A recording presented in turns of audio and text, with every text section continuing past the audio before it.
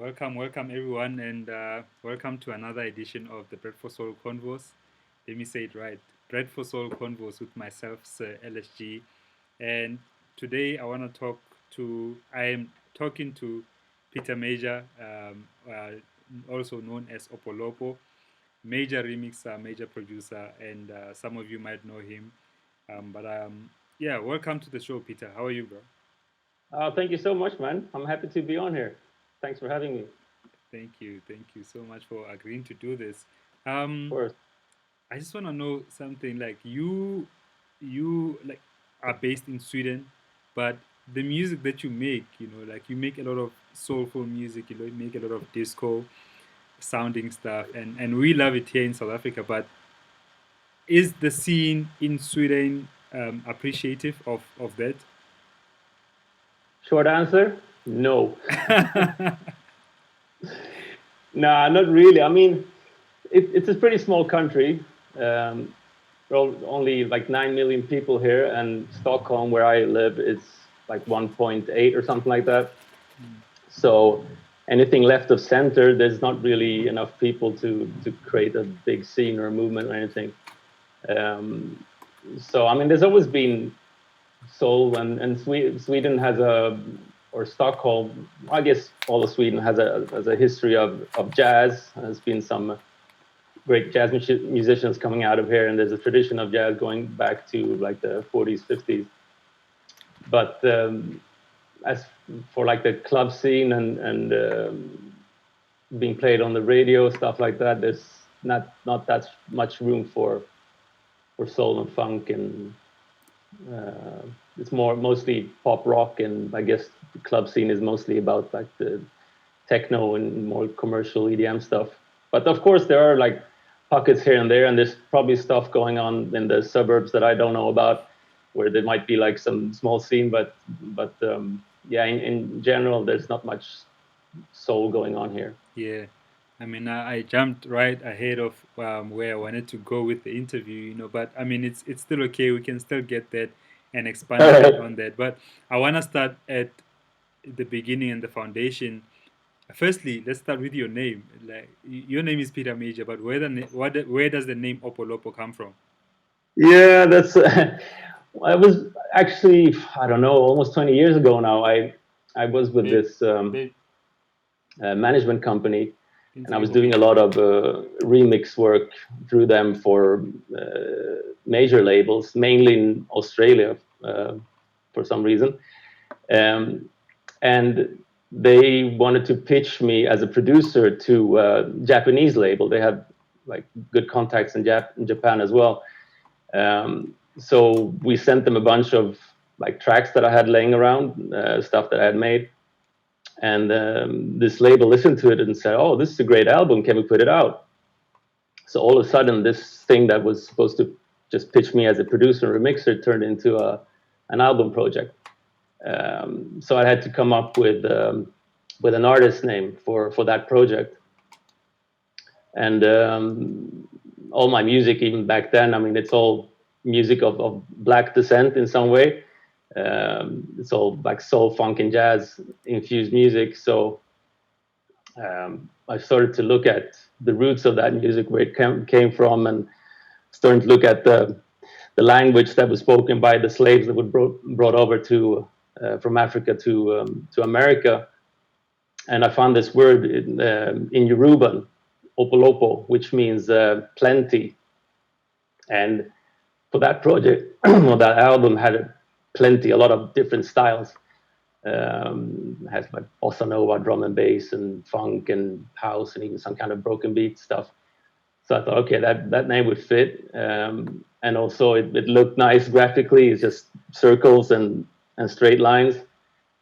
So yeah, I went with that, and then somebody pointed out to me like a year later, like, oh, that's a great name. It's also like a palindrome. It reads the same backwards as forwards. Ah, yeah. And I was like, oh yeah, you're right. I hadn't even thought about that, but yeah, that was another benefit of that name. So yeah, so that was like 2003 or something like that. So, or even earlier. So just, and after that, it kind of stuck. So Yeah. Okay. And what about your earlier music? Your earlier introduction to music.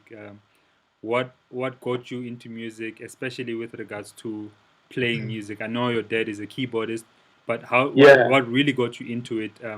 You yourself becoming a player. Yeah, well, the thing is, I'm not a trained player, and I'm very limited in my playing. So I cheat a lot, and I know how to make it sound like I can play. But I mean, I'm not a trained keyboard player or anything. It definitely But doesn't sound like that in any of your music, you know. yeah, I know, but I'm good at faking. No, but the thing is, I have my own little like musical universe, and I'm comfortable within certain in a certain framework. But if I was to sit in with like a proper jazz band or something, I would be totally lost. But I've developed an ear, so I know when I'm wrong and I can correct it. I mean, in production, you can edit and you can make it sound right. Uh, but it all started, yeah, through my dad, obviously, because he, like you said, he was a musician and he was touring and playing in various bands. And I think like way back for as early as I can remember, when I was 2 or 3, I was always messing around with things that made noise. I remember he had a acoustic guitar, and I couldn't play, of course, but I like to mess around with the strings. I would like bend the strings with pliers and stuff and make it sound differently depending on like what I did with the pliers on the. I probably broke the guitar, but and then also since he was a piano player. Uh, School piano player, he tried to teach me, which didn't work out that well. Taking lessons from your dad is not the best idea. So I did that for a little short while when I was a kid, but I was always more interested in messing around and playing my own little silly melodies and riffs and stuff. So I was never really interested in playing somebody else's music. I was always interested in making my own sounds and messing about. And then after a while, must have been late 70s, I think. Uh, my dad bought a synthesizer. I think it was a Korg Poly 6, and brought it home. And I got to play around with it, and it was like mind blown. That was my thing, electronic music and messing around with sounds and all that. So from that point on, I kind of knew that I wanted to do something in music. I wanted to play music or produce music or write music, and was very much into the sound aspect of it, like messing around with sounds and tweaking the knobs and all that. So, and then of course he had a huge record collection. He would spend probably too much money on records. Like I remember it was always bags of records, new records, like every week coming in, and took a while for me to appreciate those records because it was all like jazz funk fusion records. But in my early teens, I started to get into that music because of mainly the sounds, because around that time, like late 70s, early 80s, a lot of the fusion jazz funk stuff was heavily synthesized. There's a lot of synthesizers in there in the music, and that's what drew me into it, because I love the sound of the synthesizer.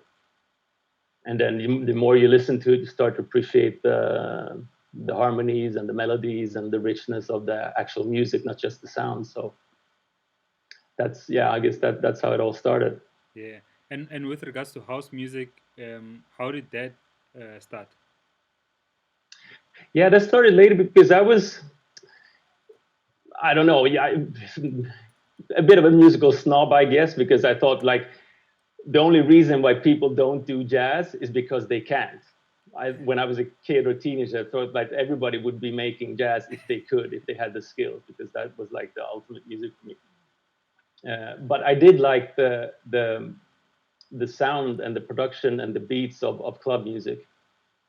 Uh, but what I was exposed to, or what you would be exposed to as a kid growing up on the radio, wasn't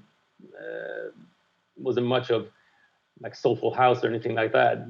I didn't go clubbing or anything like that. But eventually, I started to hear stuff. I remember this one time, I don't know, early 90s, late 80s, no, probably early 90s. Um, went to London, and by that point I've been like producing and doing kind of clubby music, and I had a friend, a DJ, who um, told me to go and meet up with this guy in London who was DJing. I think it was named DJ Ben Wilcox. He was playing at this place called Bar Rumba, and I was supposed to go there and give him a demo. And I think that's the first time I was exposed to proper soulful house music with like real solos and jazz influences played in the club. And I was just blown away. Like there were people dancing to, okay, of course, there was a proper house beat, but there was like a crazy synth solo playing, and people were loving it. They were into it. So that's when I went, okay, hold on, there's something here. Like I really love, because I love the beats, I love the power of dance music, and having that layered with nice chords and proper solos and all that. That was just the perfect recipe for me. So I guess that was one of like my waking up moments when I realized that, yeah, you could actually make dance music that I can actually like I can enjoy musically as well, listening to it, not just enjoy it with my butt, but also with my ears and my brain. So Yeah. And so when you had to, sorry, let me do this. sorry, I can't hear you Yeah, anymore. yeah, sorry, my bad.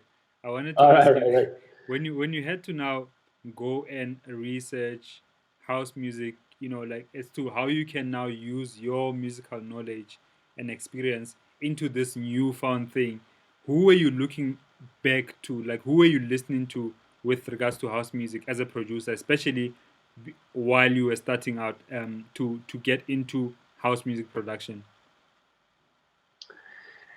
Um, yeah, I don't know. I would probably, back when I was starting out, I would be checking out the Masters at Work stuff, because that's what spoke to me the most. The Latin influences and the jazz influences, and the New Eurekan Soul album, um, 97, I think. Was it 96, 96 or 97? That was huge for me. Like that was the kind of album I wanted to make and the kind of music I wanted to make. Um, so yeah, they were probably my main influences when I started to make more clubby music. Yeah. And with now that I consider you, because you remix a lot of stuff, like I see you, I don't know how many releases in a month. Is it because you just so quick as a remixer, or just people are getting stuff to you over and over again, like in a much faster rate?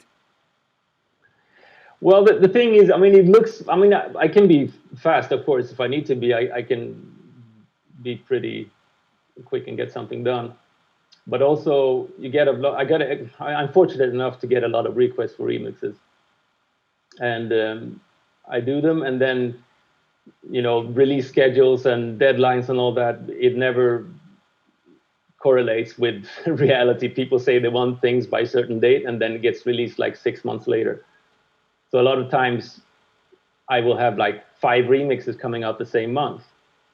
And then people think, oh wow, you did 5 remixes in 1 month, like how? But that's not the case. One of them I might have done like 6 months ago, another one 3 months ago, and then maybe one like 2 weeks ago.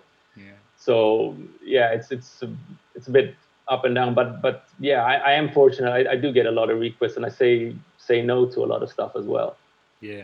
Uh, What informs your that decision now? Like when you are getting a request for a remix and whether you're doing it or not.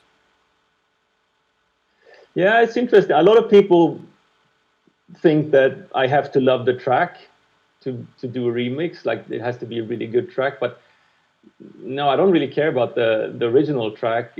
I care about if I hear something in there that I could do something with it. I mean, the main thing is because 99 out of 100 remixes are vocal remixes. So there has to be a good vocal, and there has to be a vocal that I can do something with.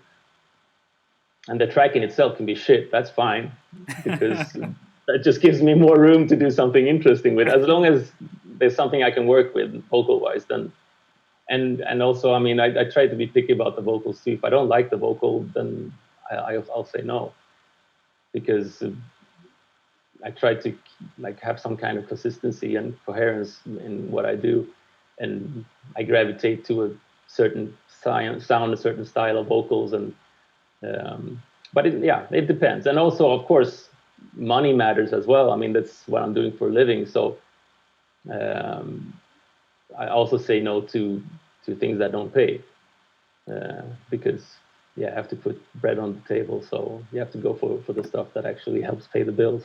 Yeah. I was gonna ask you about that because I mean, um, if the scene in Sweden isn't that big, you know, and I can imagine that you also not gigging like you would if you were in South Africa, you know, just for example, because for Yeah. the scene that we have here, and we'll talk more about that because you've been to SA, but yeah, thank you for clarifying the money issue.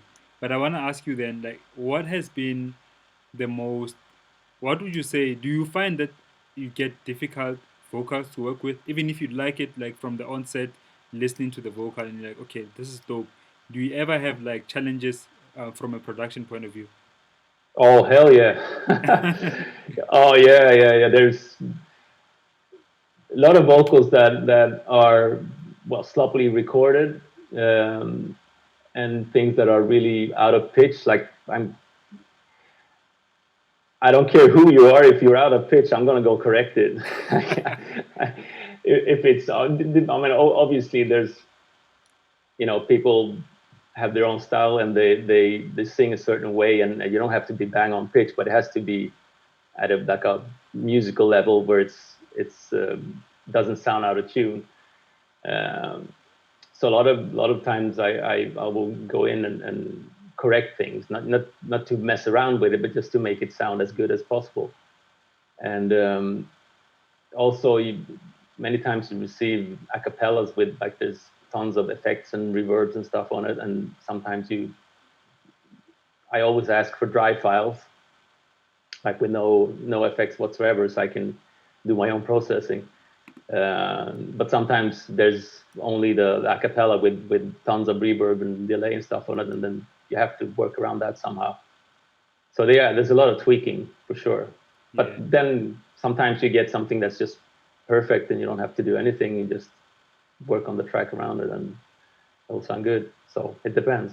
yeah. But I want to know, have you ever found which, or let me ask it this way, remix it, which remix, if you could remember, was more challenging, not on a technical side of things in terms of what you got, but on a musical side where you just like it took some time for you to figure out musically what you could do on it, or how to get around the musicality of the vocal. Ooh, that's tricky.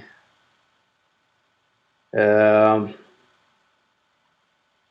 no, yeah, I'm sorry. I can't remember any particular vocal that was extra like difficult or something. But usually, when I do a remix, I and this might be an ego thing or I don't know, but I like to reharmonize, and I like to put my own chords, and I like to reshape the song. Right. So you have a vocal, and then I build something completely new around it. Because if I was just take the stick to the original chords and just change the beats or pick a different sound, that's not interesting for me, and it would bore me. So I need to do something on a creative level where I actually create something new or around the vocals. So I will reharmonize, and I will do new chords and melodies and whatnot. But if it's so that works really well with a simple track where everything stays in one key and there's not too many chord progressions in the original, then it's easy to work around and do your own thing. But sometimes if you have something that has beautiful chords, and the melodies and the vocals will follow the chord progressions, and then it's hard to create something different. So sometimes you have no choice but to stick with the original chord progressions. But even in those cases, I try to do reharmonize and do my own thing, and that can be trickier when there's more um, when there's a song with more advanced chord progressions, if you want to put it that way. Yeah. I hear you. I hear you. And while we are still on the subject of remixing, I want to talk about bootlegging, right? So you've done. I've had a conversation with you while you were here in South Africa, specifically about the two remixes that you did.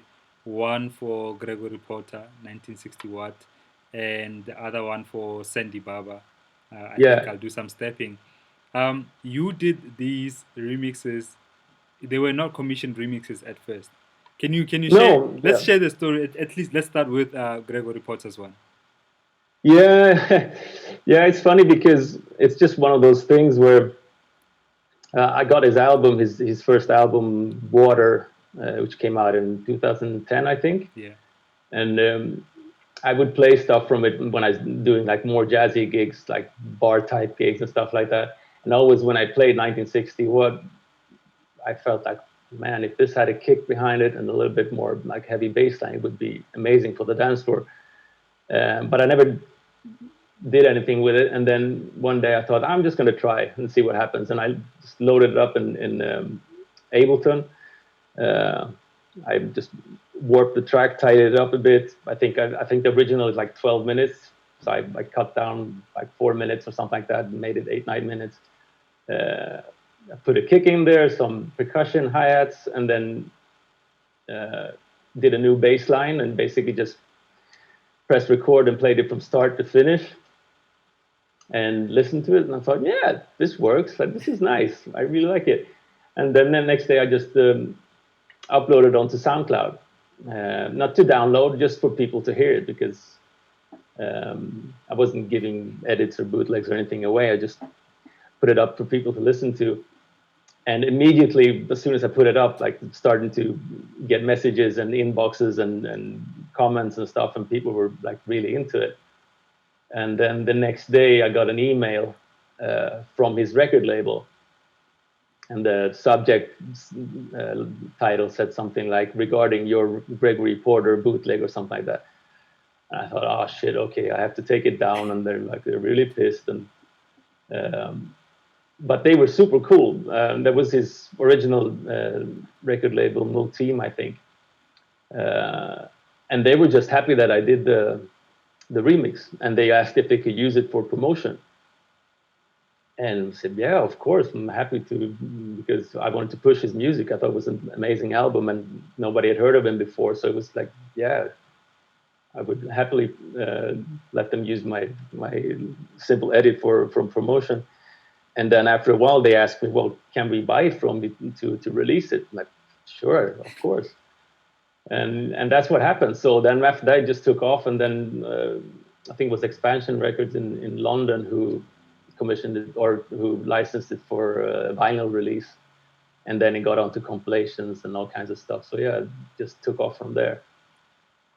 So Damn. that was really, it was a nice way to get a remix out there, Yeah. uh, because I just did it for myself, for my own like DJing pleasure. I had no intentions of Yeah. bootlegging it or anything. So it was just for my DJ sets, and then it took off and became this big thing. I mean, like, what I love about that is that in like just getting a response from a label, and they were cool with it, cool enough in such a way that they say, okay, no, actually, we wanna release it. Do you mind? Because Yeah, I was chatting to Nick Holder on the show a while right. back, and he had a lot of issues with his song "Summer Days," which Yeah, Pat Metheny, right? yeah. And I mean, like, he got lawsuits and stuff like that. But Yeah, when during the chat, I actually asked him that if he had asked for permission to do it officially, was he still gonna get, was he gonna get a go ahead or not? And he immediately said not. Just based on how they responded to the song being yeah, out there and the lawsuits. So to have a label, especially a jazz label, on a big artist, like Gregory Porter, to say no, cool, we like this, let's do it. It's such a dope thing. yeah. But I mean, having said that, I don't know what would happen if I've done or somebody did a thing like that now when he's established and he's on Blue Note. It Mm, was different back then, 2010, because mm, nobody knew who he was, and it was a small, like, independent jazz label. mm. So it made sense for them to get all the exposure they could, I guess. And it's always tricky with big major labels because yeah, I mean, if you ask permission, it's not going to happen. I don't think. I mean, I know Dave Lee when he's doing his remix with love compilation or remix compilations where he remixes old disco classics on, or maybe even obscure tracks, and he asks the labels for, because he does it all legally, right? He tries to get permission, and it's such a struggle for him because they're just not interested. It's, which is really weird because all this disco craze that's been going on for the past few years, it brings all that music back to life. So you would think it would be in the label's interest to be involved and get that music out there, but yeah, it's tricky. Mm. And after doing that, would you do more of, or let me ask, why have you not done more of those kind of bridges, especially between jazz and house music, specifically for Swedish jazz musicians? Yeah, I don't know. Well, like I said before, it's what I do for a living, mainly remixing and DJing, and it's well, 1960. What? Let's be honest. It's all about the original track. I mean, it's I barely did anything. I just gave it a little nudge onto the dance floor, like one of the fastest edits slash remixes I've ever done. So it's kind of ironic that that's the one that took off. But it's such a powerful song, and you appreciate that whether you're into jazz or not. It's just a beautiful, powerful song, and he's an amazing vocalist. So that kind of crosses over everywhere. But for the more like strictly jazz stuff, I mean, there's not a market for it, and people are not willing to pay for it. Um, so I would love to do more straight up jazzy stuff for sure. But also you have to pay the bills, and I'm not getting those kind of requests really. I've done a few projects, of course, that are more towards the jazzy end of the spectrum, but um, yeah, it's and it's also usually small independent labels. They don't have any money. There's no budget, so you have to take that into consideration as well. Mm. Um, and what about the remix that you did for Sandy Baba? Yeah, that was it was a very similar story.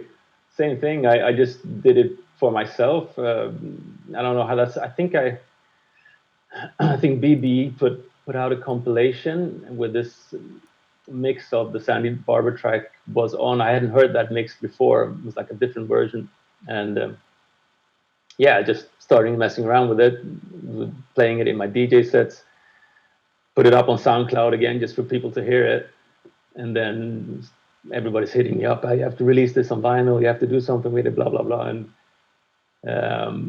I never did. And then finally, I got a kind of an angry email this time from BDE, kind of like, "What the hell are you doing with our music?" Because I think they thought that I was about to put it out as a bootleg, which wasn't my intention at all. Uh, but then finally we sorted it all out. Everything was great. We hugged and made up, so it was all good. And then it took a while, but then that came out a few like 2 years later or something like that, and kind of took off as well. So yeah, that was a kind of nice story too. You do something just out of the love for the music, and then somebody picks it up and it actually resonates with other people as well. It's a nice feeling. Yeah, I mean, definitely those two songs. I mean, obviously the Gregory Potter one, like you say, the original on its own, such a big song, but Yeah. the Sandy Baba remix too in South Africa was a massive song. You know, like yo, I can't even explain how many times I had played that song on gigs, and the nice thing about a song like that is even if it's such a soulful song, but the energy of it, I used to play it peak time, and you just slap it in the middle of the set, bro. Like, and people will resonate so much with it. You know, there's just something special about the song. Um, but I want to ask you about these two songs. Like, you were not intending to do anything with them, like you mentioned. It was just something purely for the love of it. Hmm. Um, but they ended up being such big songs, for you as well, and doing Yeah. so well. Um, do you think that would you do more things like that now? Would you do remixes and edits of songs that are not necessarily you are not commissioned for it, and you just go edit? Do you still do that? Oh yeah, I do. I do a lot of edits, but for my DJ sets, and just to have something original and fresh to play. So yeah, I do a lot of that, or used to do. At least I haven't done any in quite a while, but I still do that for sure. And it's just nice to have something to play that nobody else has. And sometimes people will bug me for it, and I'll give it to somebody who really wants it. But otherwise, I'll keep them to myself mostly, and just doing them for the love of music and for having something nice to play. Yeah. I want to ask you about money because you do this obviously for a living. Somebody who doesn't gig a lot, but your production is kind of like your bread. Do you have a standard rate as to how you charge for remixes, or does it always depend? Does it depend on the label and or the artist?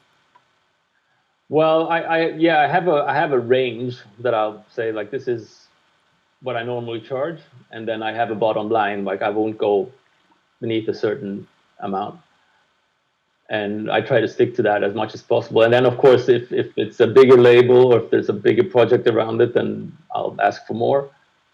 But yeah, I do try to say no to stuff that doesn't meet my bottom line, just to be consistent. And I think you have to dare to value your music and your craft. But of course, I totally understand people that do remixes for free, and you have to get your stuff out there somehow. And it's a hustle. It's really tough. It's hard to make a living out of music. So, and there's so much stuff out there. So you need to be heard in some way. And people do stuff to get a start, to get ahead, and there's no way around that. But once you're kind of established yourself, I think it's important to um, yeah, to not undervalue your work, because we put a lot of effort into it. And for me, I've always felt like I'm not compromising with the music. I always do. I let the music speak for itself, and that has worked out. I'm really happy about that, because I do what I love, and I don't compromise with it really. There's been many times where I've been tempted to go a more commercial route, and should I maybe change my sound towards this or towards that to get more commercial work done. And there's nothing wrong with that, but it's really hard to do something when your heart isn't in it. At least for me, I've done projects where it was just for I wouldn't say just for the money. Yeah, it was for the money. It was back in like early 2000s, when there was way more money going around. I was doing stuff for major labels. I remember this one project I was doing, it was not my kind of music at all. But I thought, okay, but it'll be an interesting experience, just for the craft of it, and try to make something out of my comfort zone, and try to get into a different mindset of production, and using different sounds and structures and whatnot. And after a while, it was so hard, because my heart wasn't into it. I wasn't feeling it, but I still had to make it work somehow, and it was really rough. So after that, I thought, nah, it's not worth it, because I have to work on something that I'm genuinely enjoying in one way or another. Um, so yeah, I don't even remember your initial question. I No, kind of no, went no. on. I don't even remember either. But I mean, like, I like that you shared that story because it does resonate with my story, kind of, because after I released an album in 2017, called Right. called Moving Circles, and um, after the album did well. It was well received in South Africa and Yeah. internationally as well. We charted in Japan, in Kenya, and a bit in Sweden actually, which was surprising for me. I was like, oh wow, Oh, really? Sweden? yeah, iTunes Sweden. I was like, what? Wow, that's I impressive. could not Awesome. believe it. Good job, man. Yeah, You're doing thank better you. than me here. But anyway, I wanted to get to this point where after that album, I kind of like put everything into that album. So even though it did so well, I always felt that it could have done more. You know, I could have received Hmm. more from the album.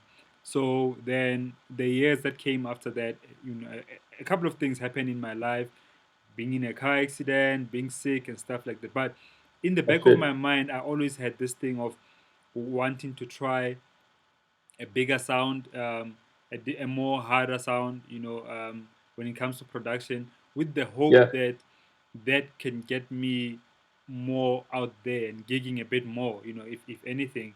And it was purely for money, to be honest, those thoughts. Um, yeah, but I did try, you know, and I stopped quickly. I didn't.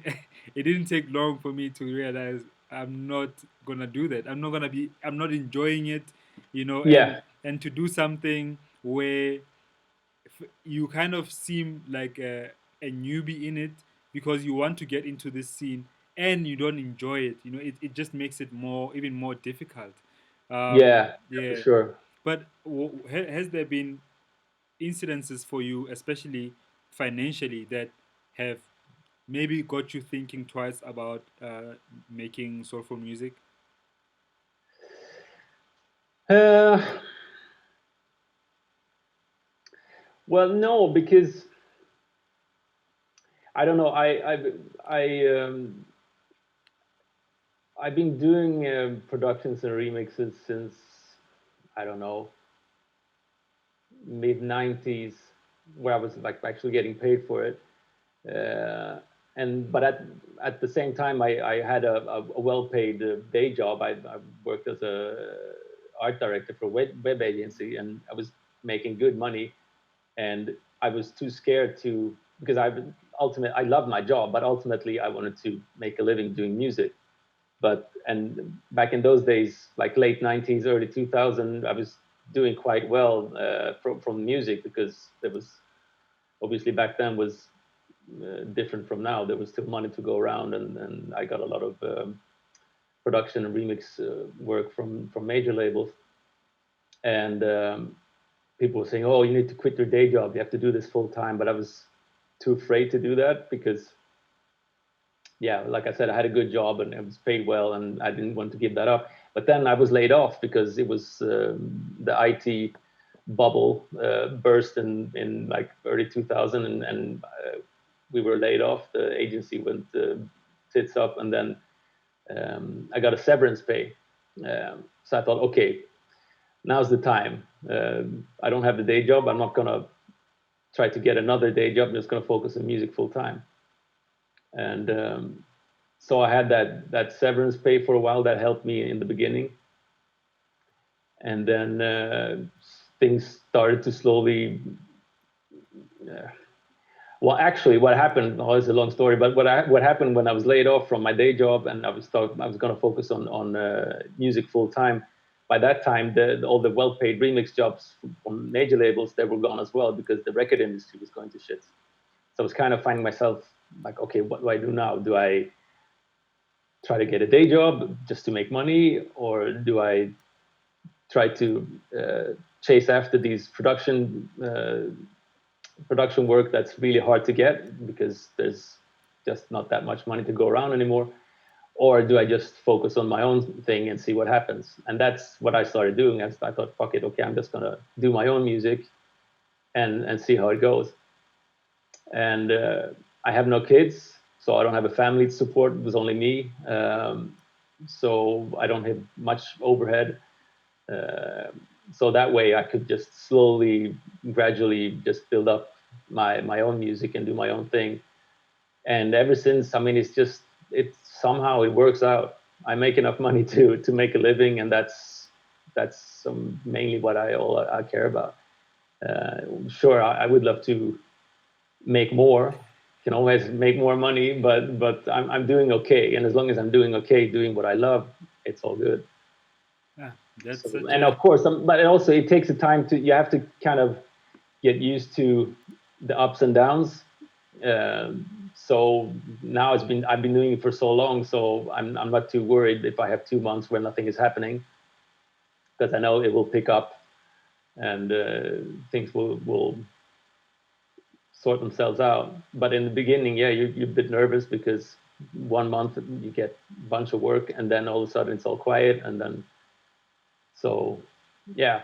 But it helps, like being by myself and not having a family. I'm only supporting myself, so in that sense, it's way easier. yeah. And sorry, I mean this is a personal one, but I mean like you mentioned family, but I want to ask you about this.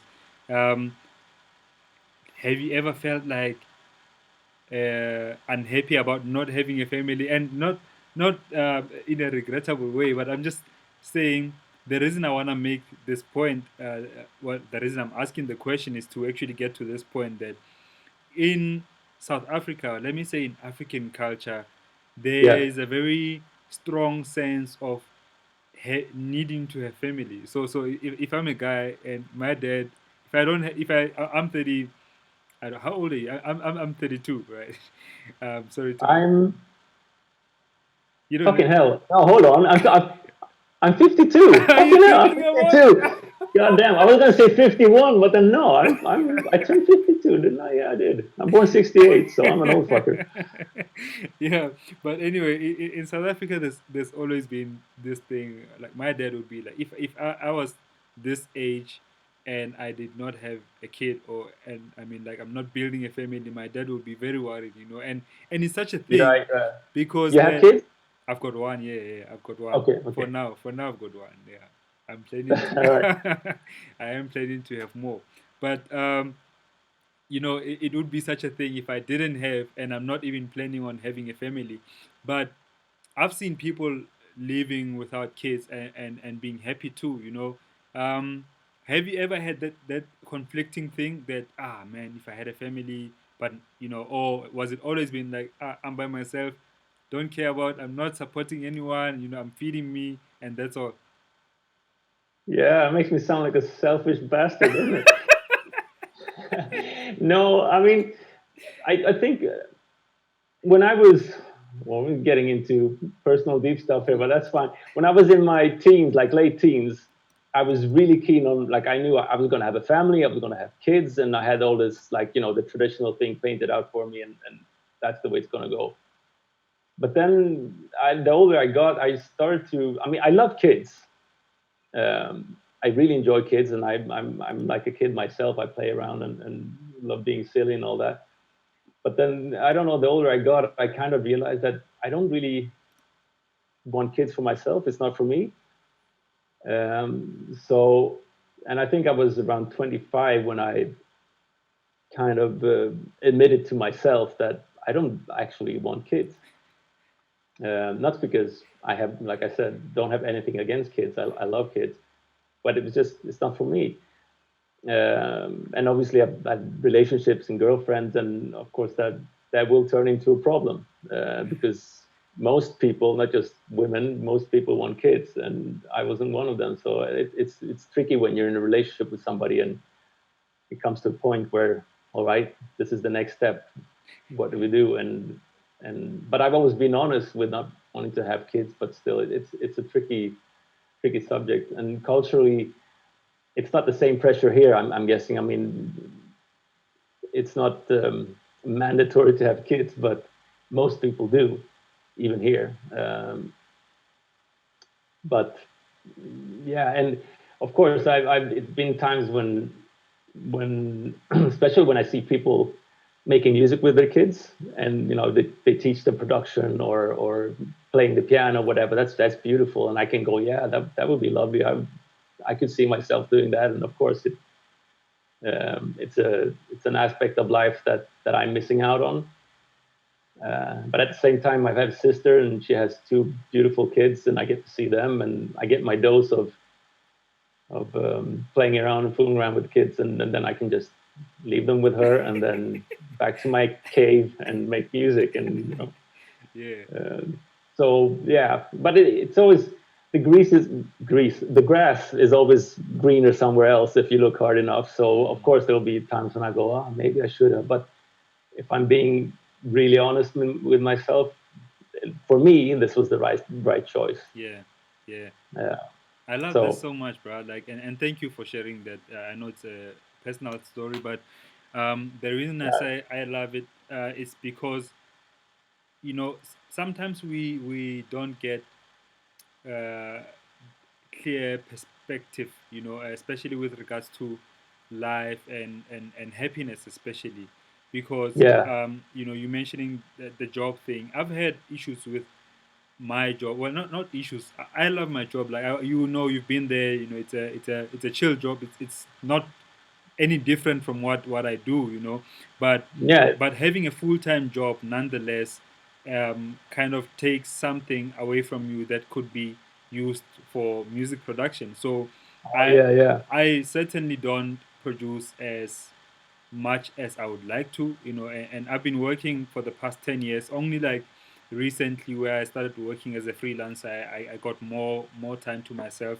But it's always been a thing of not being sure, am I like holding on to this job to be secure, but I think for me, I was lucky enough to be in a job that does not it's not it's actually it's exactly what I do. It's a music thing. My boss is a DJ, which makes it even better, yeah, and doing a show like this, I wouldn't be able to do this show the way I do it without the experience of that job.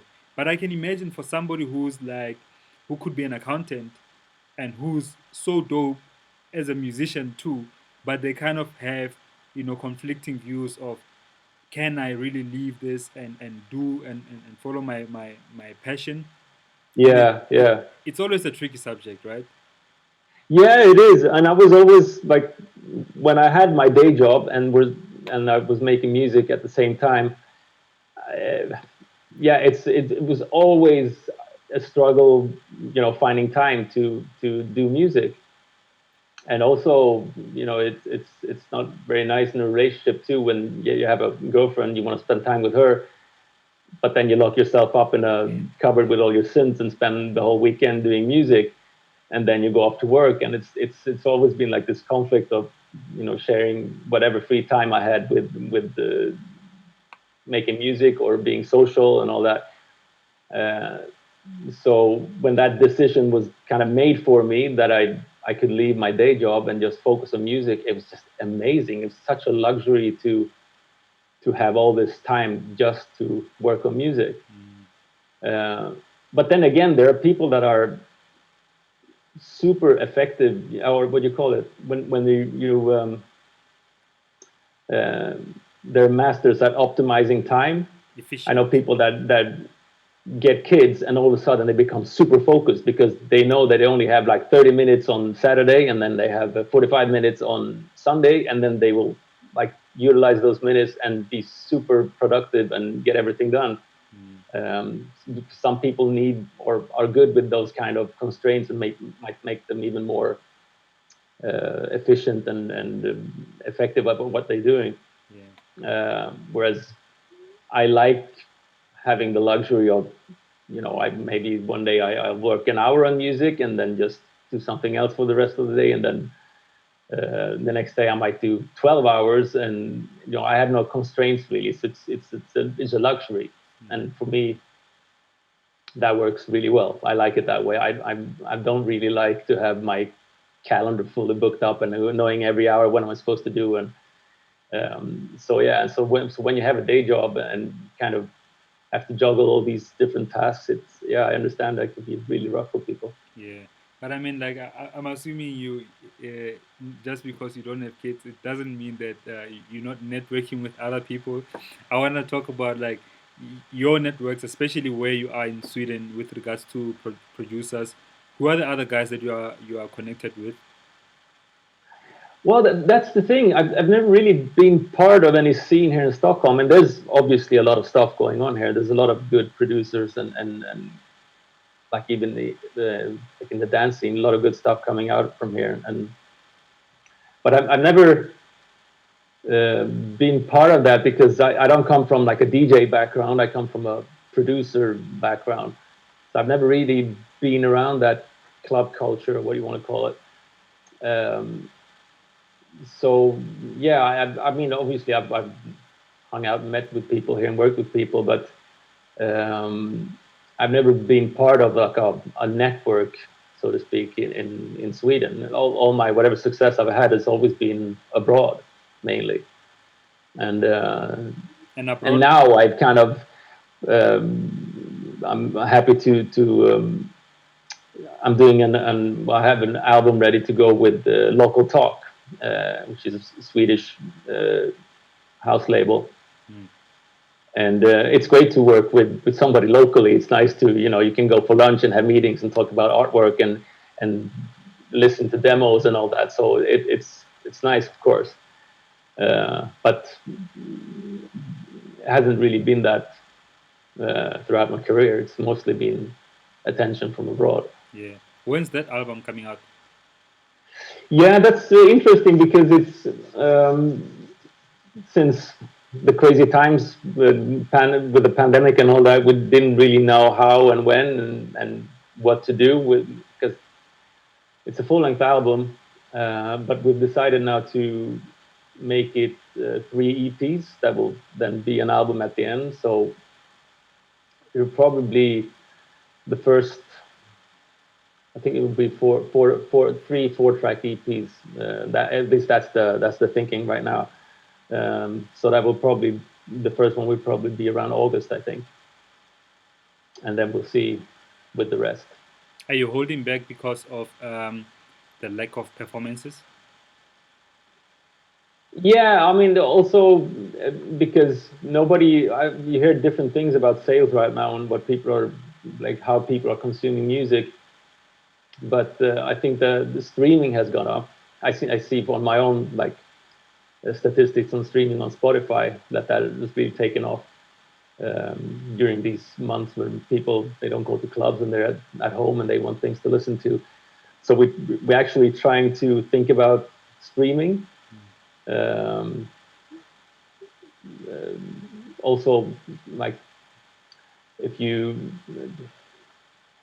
uh, instead of releasing a 12-track album at once, and you only have that much, the people's attention spans are really short these days, and if you release it as a whole album, people will pick 1 or 2 tracks and then they move on to the next thing. And if you try to extend that period by releasing it in chunks, then I think you have a better chance of people actually hearing the whole album. Mm. And also, I think it will work better for streaming services like Spotify, where you can pitch 1 track from one release to their editorial playlists, because the playlists are huge on Spotify. So you have a bigger, at least in theory, chance of pitching your music to playlists if you divide it up like that as well. Yeah. And also we try to don't have 64 bars or 34 bars of drum intros on the tracks, like for the streaming versions, like Yeah. go straight to the chords or melody or something, so people don't skip your track because it's just fucking drums going on forever. Yeah. Things like that. So yeah, we'll see. It's gonna be interesting. Yeah. But sorry to cut you. Why did it take so long?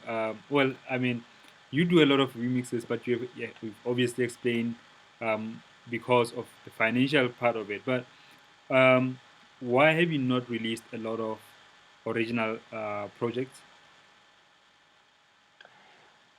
Well, yeah, that's the thing. Like doing a remix is way easier, and way faster, and it's money up front.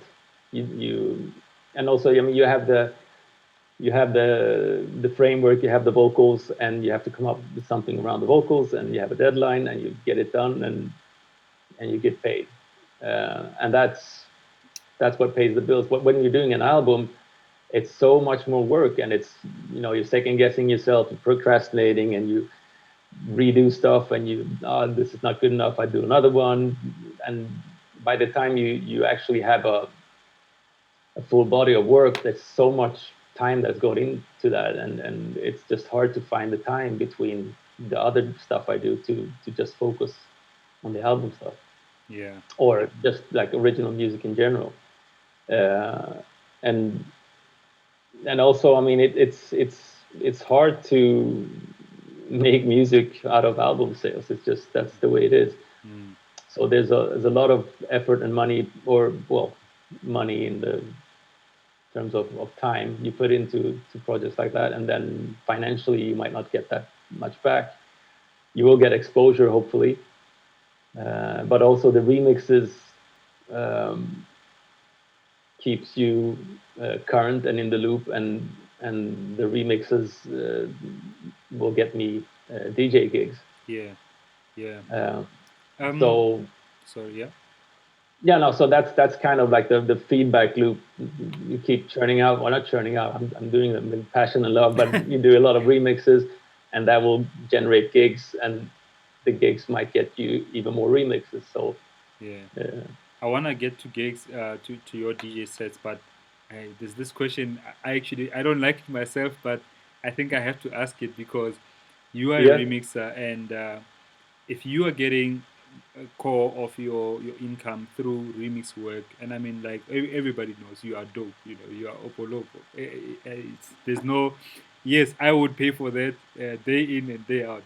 Like, but I want to know, what when people pay for a remix, especially if, like, for you, people pay for a remix by you, what exactly are they paying for? Like, is it only based on the quality of work that you've done, your brand? Obviously, you are a big name in the house music scene. Is it based on that? And the reason I'm asking this question is basically because we all know sales are down, and sales have been down for the longest of time. But for example, me, when I have if, a project with on Gogo Music, and we're discussing with Ravka who I would want on remixes, to remix that project, it's usually about, yes, we will pay, but for me it's also usually about getting to work with someone. So if I have an Opolopo remix, and, like, for example, with my project, I've got an Osunlade remix, I've got a Josh Milan remix, I've got a DJ Spinner. So in my catalog, I could say these are the remixes that I have from these big name people, and yeah. so there is value definitely in that.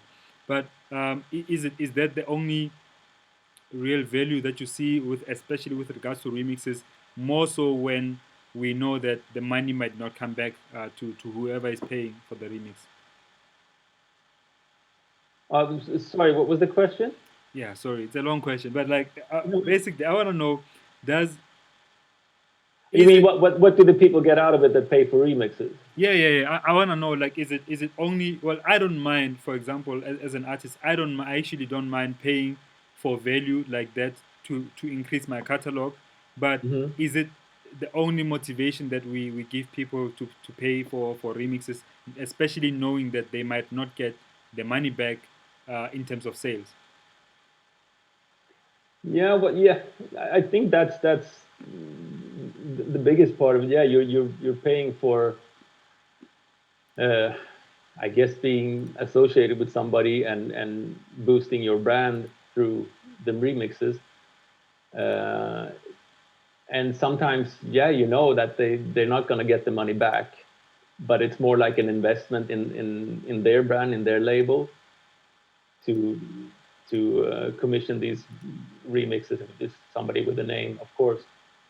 Um, but also, uh, I think people are also hoping for maybe to tie that remixer to the label as well, or do like future collaborations or stuff like that.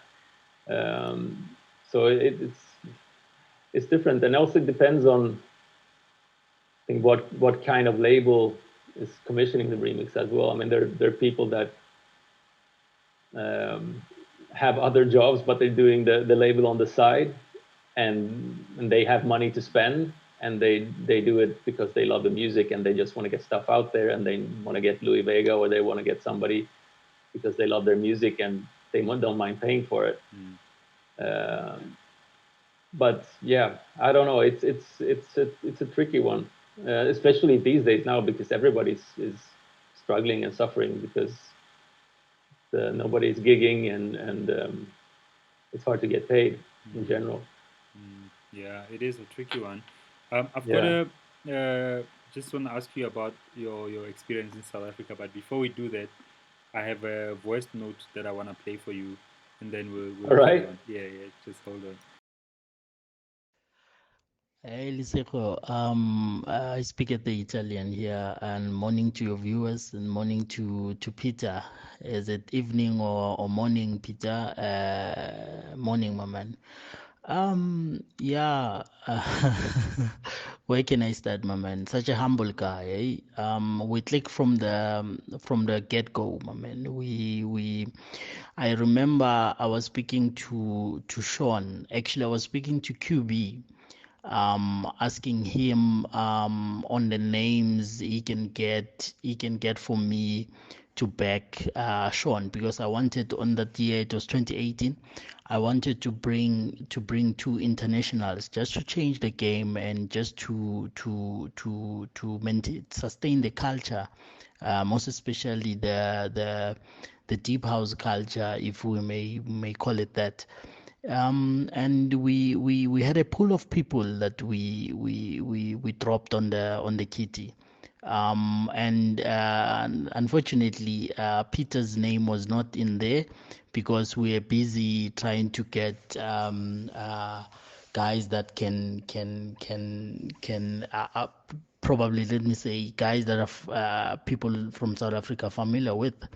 And for some reason, the name Opolopo always was I was fascinated with, and most especially the production. I always loved his production because as soulful, funky, and with traces of disco and stuff in it. So I remember saying to Sean, "Hey man, I think Opolopo, because they were doing a gig in Ibiza, both of them on that year, and I saw his name with Sean there, and I said to Sean, I think I wanna bring in Opolopo, and then Sean was like, you know what, brother, that that could be the deal breaker." And that is how I got excited in bringing him. And I remember sending him a message saying that, sending him an email saying that I want to bring him to SA. And he was so excited, man, because I think there was a lot of inquiries. There are a lot of people who are inquiring about booking him, but those inquiries never materialized. And he was a bit skeptic on the thing. But yeah, fast forward, we agreed on the terms, we agreed on everything, and then when he landed, such a humble guy. We click from the get go, my man. We click from landing. We click from everything. Actually, everything went according to plan. I don't even remember one thing that we missed on that gig, other than getting him Masonja, the African worms, as he call it. Yeah, but such a cool guy to work with, and actually we're talking about bringing him this year again. Unfortunately, with the pandemic, we couldn't reach an agreement, but definitely one for the future. We still are going to work together going forward. And yeah, such a humble guy, and such a lovely guy to work with, man. And I wouldn't miss a chance to work with him ever again. And I was so humbled when he said to me, he wants me to be in charge of his South African bookings going forward. Anyone who wants to book him in South Africa is just going to tell me first, and then we can have an agreement on that. And Yeah, no, no, Piquet is very long, but yeah, yeah, we got the most of it. Oh, oh, Picard, I love that guy. It's amazing, right? Yeah, he's a really really good guy to deal with. I really enjoyed my visit, and he took such good care of me. I was it was really lovely. Yeah. Before I ask you about your experience, let me get to the African worms thing. Did you enjoy? Did you enjoy masonja? Sorry? Did you enjoy it? It's called masonja. Yeah, we never had them. Oh, you never had them? No. Damn, bro. I think we're talking about it, but we never got to it. I Ah. mean, I'll try anything as long as it's not alive. I'll eat it. Sure. Okay, cool. I mean, next time you come here, I'm sure there'll be many more other times to see Yeah, you I in hope so. I South hope Africa. so. Definitely, bro. But tell me about your experience of being in SA. Yeah, it was like Pikat said. I had so many requests throughout the years, and like people have confirmed dates and everything, and then just fell through. Like nothing actually came out of it. So every time, well, that sounds cynical, but when I get somebody asking from South Africa, "Do you want to come play?" I say, "Yeah, sure," but I wasn't keeping my hopes up. I was because, like I said, every time so far, nothing had come through. But then Picat asked me, and everything just worked perfectly. We worked everything out, money-wise, flights and everything, and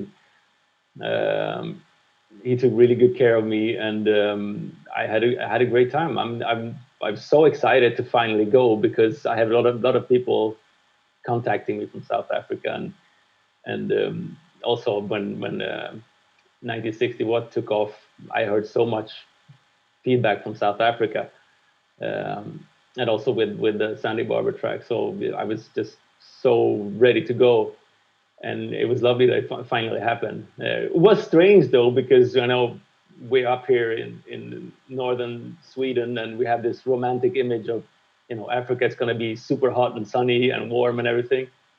But I think I went there in, what was it, August? In July. Was it July? Yeah, it was in July. Okay, yeah. And it was chilly as fuck. It was so cold. Like, what the hell, man? It's Africa. Where's the sun? But so it was, yeah, it was, but it was, no, it was amazing. And also, it's so interesting to see how, I mean, how culturally different. I mean, it's different culturally on so many levels, of course, but musically, like the dedication and the passion people have for house music is. I mean, everybody says this that goes to South Africa from any other country. Like the passion you guys have for this music there is just crazy, Yeah. insane, and like, and also when I flew uh, back to Sweden, I was going through, I think it was security, or no, before I boarded the plane, the guy that was collecting the boarding passes, and he said, "Okay, so how was the gig?" Like, what? Oh, you're OPOLOPO, you played it, but like, what the that doesn't happen anywhere else.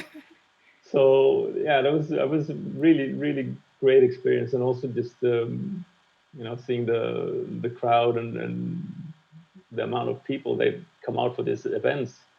It's just really inspiring. So yeah, and I'm really hoping to go back, and like Picat said, we're supposed to go back this May, but then this pandemic happened, so hopefully it'll be at a later point. Yeah.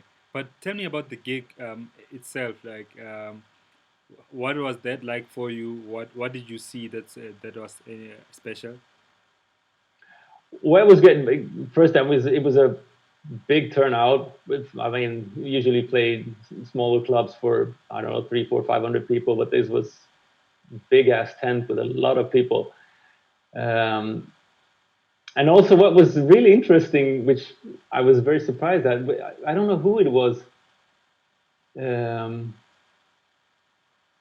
some other producer, I don't know if it was Christos maybe, or somebody came up to me before my gig and said, don't be surprised when people are not dancing. It's not, that's just the way things are here. People won't be jumping up and down.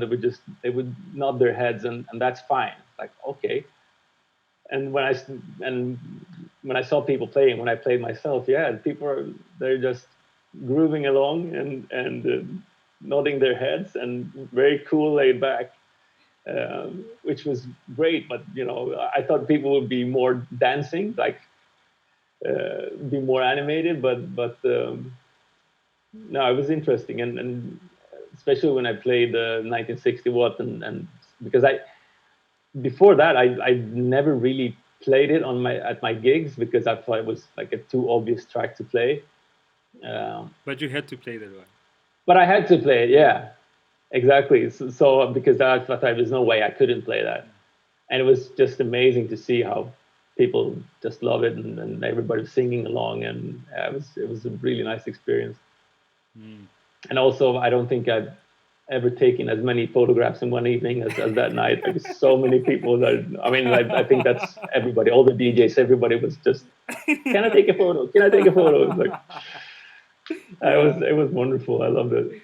Dope, dope, dope, bro. No, it's all love and passion, you know. Yeah, exactly. Yeah, Yeah. yeah, yeah. I definitely, I can't wait to see you back again here.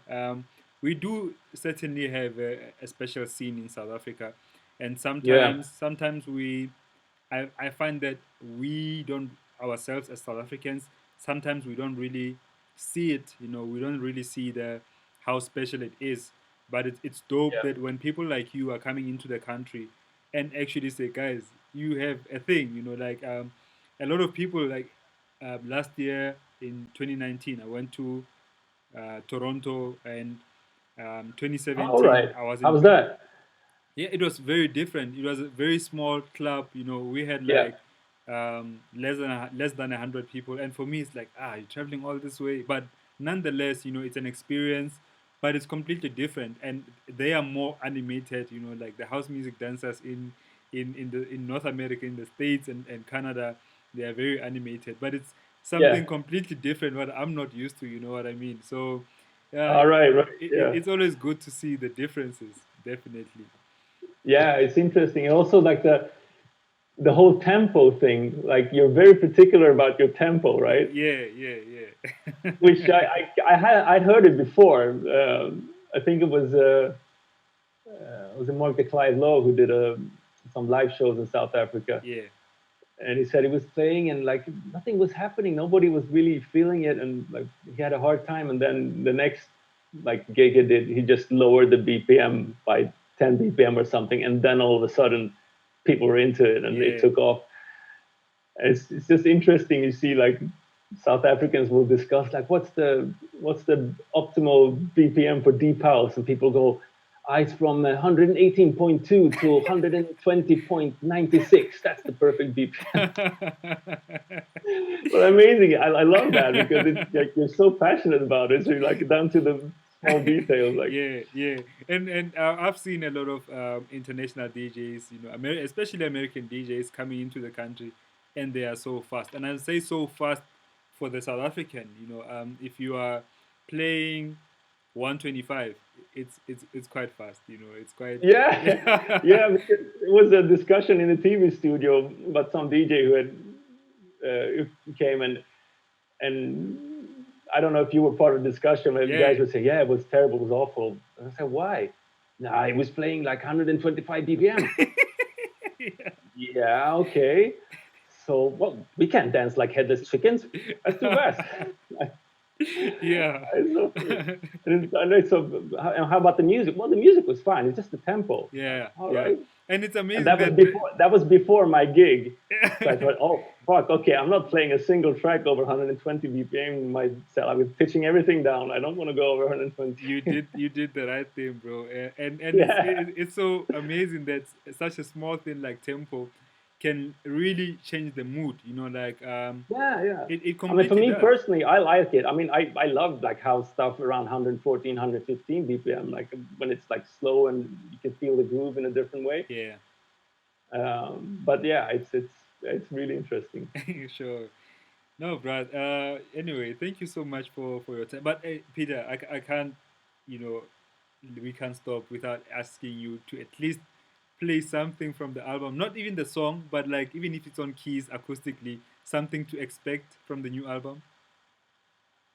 They, as if I knew my own songs. I'm terrible. I can't play a single track that I've written. Seriously, I mean, I have a really, really bad memory, like in general. And when it comes to music, when I played in bands, I was always struggling with. Even I would write a lot of material. I would always struggle with remembering. But I can play you something Yeah, yeah, please. if I have anything. Uh, I need to put on my grandpa glasses. I released an EP earlier this year that had a track featuring Pete Simpson. That's going to be on the album as well. Dope. But then there's other stuff. Here we go.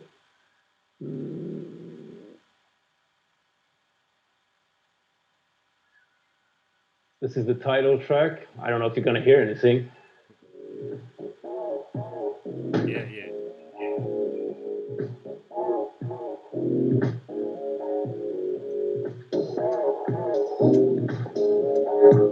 You hear that at all? Yeah, yeah.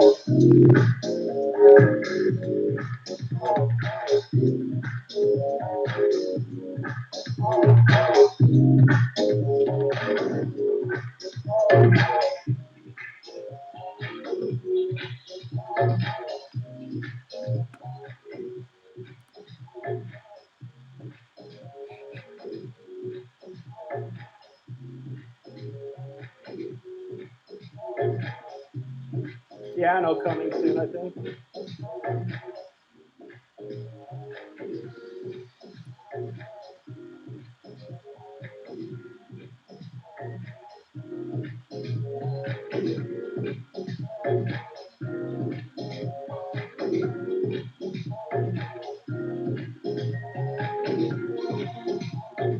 Damn, bruh. Wow. Okay. Something like that. Yeah, yeah, yeah. I love your groove, bro. Like you always have this dope groove. I feel like, I mean, because you don't have kids and you don't have a wife, would you, would you spend a longer period of time in South Africa, maybe a bit of touring, but still coming to produce music here? Yeah, I could totally imagine doing that for sure. Bro, I think you should. I think Yeah, you definitely. I mean, like I coming. did like a 8 month residency in Dubai. Just took off because I had nothing to tie me down here. So that's certainly something I would consider for Yeah, sure. yeah. Obviously, if it makes sense financially, but I think you should to really experience the country, without being in a rush. Because I mean, coming for one gig Yeah, but that's what we were talking about with Picat, that doing some kind of small tour or something, get to yeah, travel a bit and yeah. see different cities as well. I would love that. Sure, sure. That would be dope, bro. Anyway, people, guys, if you're watching this and if you wanna follow Opolopo, you can follow him at Opolopo Sweden on Instagram, on Twitter as well, and on Facebook. It's just Opolopo. Thank you so much, brother, for doing this. Thank you so much for having me, man. It's a pleasure, and I hope to see you soon. Hope to see you soon too, bro. All right. Cool. So guys, thank you so much for watching. Enjoy your weekend, enjoy your Friday, and remember to stay creative.